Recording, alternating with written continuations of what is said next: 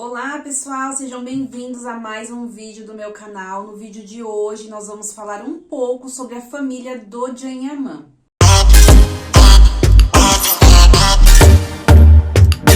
E se você gosta desse tipo de conteúdo, se inscreve e deixa seu like para me incentivar a sempre trazer coisas novas para vocês, ok? O pai do Janyaman, ele foi o terceiro filho de 5 filhos. O avô paterno do Jan, ele era simplesmente fissurado por futebol. Ele não perdia nenhuma partida e o sonho dele era de que todos os filhos fossem jogadores de futebol. O Jan comenta também que o avô ele era um pouquinho surdo e por isso ele sempre escutava os jogos de futebol no volume mais alto possível. É uma lembrança que ele compartilha aqui do avô paterno. Ainda quando os filhos eram pequenos, o avô dele foi morar na Alemanha e a mãe dele ficou cuidando dos 5 filhos sozinha. O Jan comenta que a avó dele sempre foi muito ocupada, né? Ter que cuidar dos 5 filhos sozinha. Ele compartilha que sempre tem lembranças dela na cozinha, porque ela precisava cozinhar muito. E dos 5 filhos, teve 2 que demandavam mais trabalho da avó. Uma era uma tia do Jan, que nasceu com transtornos mentais, e o outro era um filho que também era fissurado por futebol. No entanto, ele teve uma lesão grave e ele não pôde mais jogar futebol. Ele comenta que esse tio era muito bonito, ele lembrava muito Tom Cruise, o ator, mas que essa lesão foi o fim de tudo pro tio dele. E tem um dos tios do Jan, que eu acho que eu falei no primeiro vídeo do Janyaman, que ele é técnico de futebol, e ele comenta que esse tio foi o primeiro a se dar bem na família, na carreira de futebol. Sobre o pai do Jan, ele nasceu em um bairro em Istambul, em uma comunidade albanesa, e era considerado um bairro aí perigoso. E por todo este contexto de um bairro perigoso, ele considera o pai dele como um street smart, que é uma expressão que indica ali quem foi criado nas ruas, que por uma questão de sobrevivência precisa ter aquele joguinho de cintura, sabe? De se virar, de se impor, de impor respeito. É nesse sentido que o Jan fala. Ele diz que o pai dele sempre estava disposto a brigar, a lutar por alguém que ele acreditava, por ele mesmo. Mas ele diz que além de tudo isso, de todo esse jeito do pai, ele era uma pessoa muito gentil e alegre. Ele fala o seguinte sobre o pai: